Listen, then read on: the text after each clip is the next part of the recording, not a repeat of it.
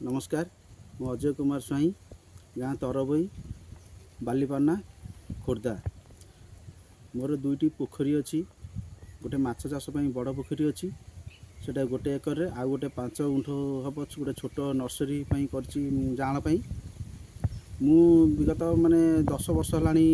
माछ चाष कर मोर निजस्व बुद्धि खटाई मोर पारंपरिक पद्धति चाष कर यही 2 वर्ष है मु सिफार सार मान सहित जोगाजोग करी वैज्ञानिक पद्धति चाष करुच्ची सी आमर जो छोट पोखरी अच्छी जाँल से मु जाँल 10 ରୁ 12 हजार रोही मिरिकाली भाकुर ये सब जाँल चाष करुच्ची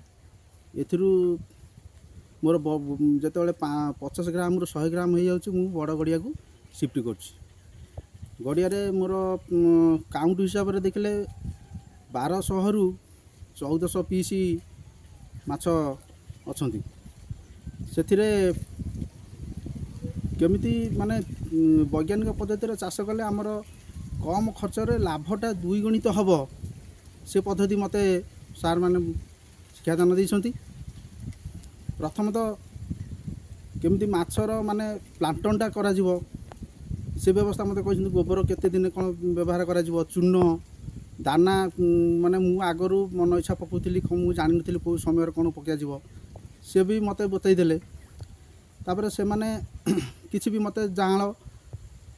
दाना चून किछि देइछंती तापर मु मोर निजस्व अर्थ खर्च करी आउ बाहर किणिकी ये सब गुड़ाक कर मोर वर्ष को 3 थर माछ मु धरे ता मझे मझे नेटिंग करुच्ची 3 थर मोर प्रायतः 10 ରୁ 12 क्विंटाल माछ मु धरे से मु पाखापाखि मोर ये बिक्री हो जाए कि आउ बाकी मु 4 नंबर मार्केट आमर बेपारी भाई मैंने आसिक नियंती से क्विंटाल पिछा 15 ରୁ 16 हजार पर्यटन नियंती एमती टोटाल मोर 2 लाख हो जाए वार्षिक तापर आमर छोट गड़ियाटी जो अच्छी से मोर जाँल मोर बड़ गड़िया जी दरकार होची माछ चाष से रखिक आवश्यक ताकू जोड़ाक मु बिक्री कर दूची आमर अच्छा पाखे चाषी भाई मैंने अच्छा से मैंने भी नियंती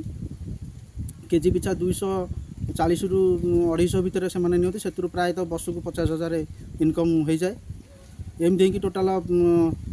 2.5 लाख इनकम हो जाए तापर गड़ियार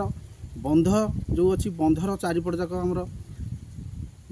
नड़िया कदली आंब अमृतभंडा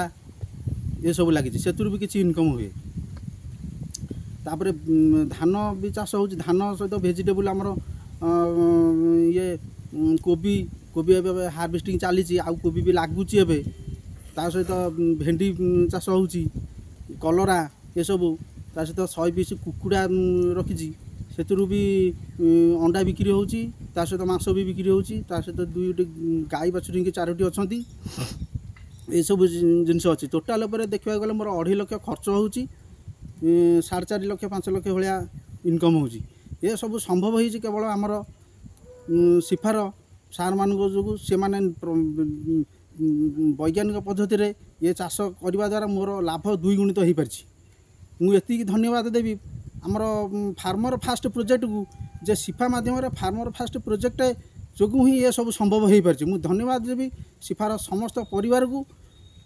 यही फार्मर फास्ट प्रोजेक्ट जो आमर ये सब जिन संभव हो पारि मोर इनकम 2 गुणित हो पारि धन्यवाद।